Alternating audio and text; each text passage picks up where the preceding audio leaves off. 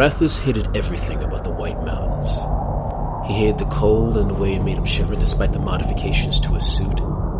He hated the snow and how it threatened to engulf him every time he took a step. He especially hated the trees, if only because he imagined them mocking him for his non-tree-like constitution.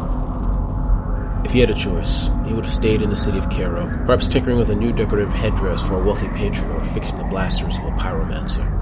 Instead, he was far up in an altitude no creature should have to live in, while part of a mission he was sure would be the death of him. A mission for rare materials valuable to the Vitruvian Empire. Normally this would go through more diplomatic channels, but the current political climate with the Vanar has been less than ideal. The Vanar Kindred, being a savage people, tend to hold grudges. So instead of dealing with them, an expedition was sent to perform a secret survey, and a skilled Imperial machinist was needed. Apparently, his years of slightly exaggerating his talent to potential clients has finally come to bite him in his metallic posterior.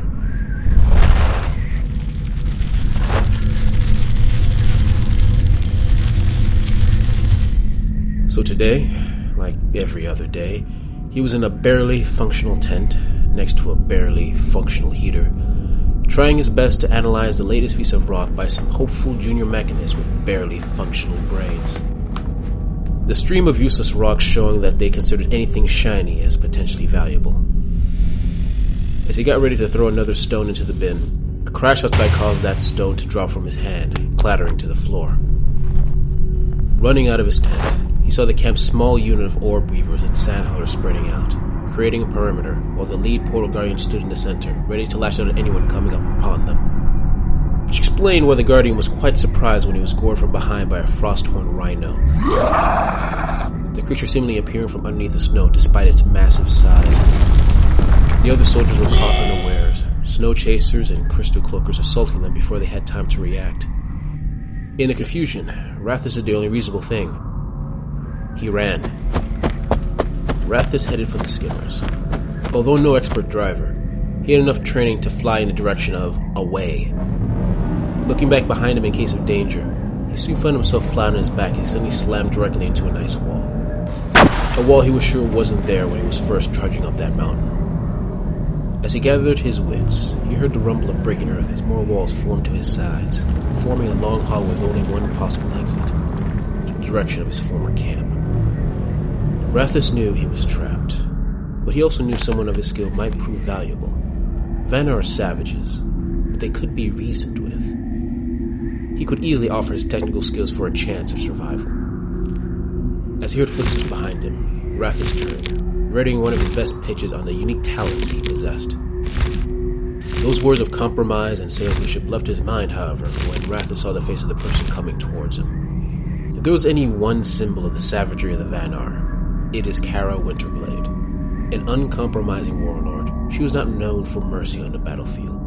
Many a Vitruvian soldier who had survived her forces still shudder as if they were in the middle of a savage blizzard.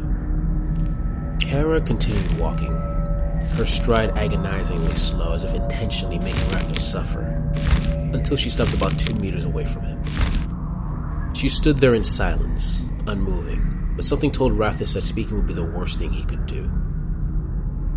Finally, she did something to her face that, at first, Rathus couldn't recognize. It was only after a confusing second that Rathus realized it was her version of a smile. A smile that told Rathus that Adia was the last thing on her mind. Rathus panicked. Turning around, he tried climbing the impossibly slick ice wall. He kept on trying until a large axe half his size hit him from behind. The blade going through the luckless former mechanist and into the ice wall, head and upper body between it. With a flick of her wrist, Kara recalled the chain blade back to her hand, and with another, she flung off the bits of blood, oil, and flesh that was once a skilled scholar. Satisfied, she turned around and began walking back to the ruins of the Vitruvian camp, her smile still on her lips.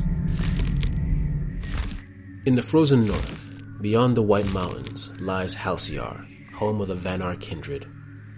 Their adaptation to the brutal cold and their connection to the ice-infused spirits known as Vespers, birthing a savage and uncompromising nation.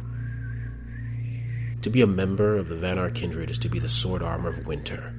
To let your enemies shiver in the icy grip of the unrelenting cold and suffer under the unyielding power of your armies.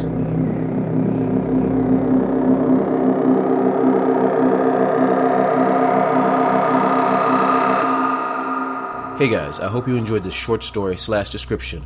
If you like it, please like, subscribe, and comment, and I'll keep doing it. Not only for Duelyst, but other video game and tabletop games that I enjoy writing short stories for.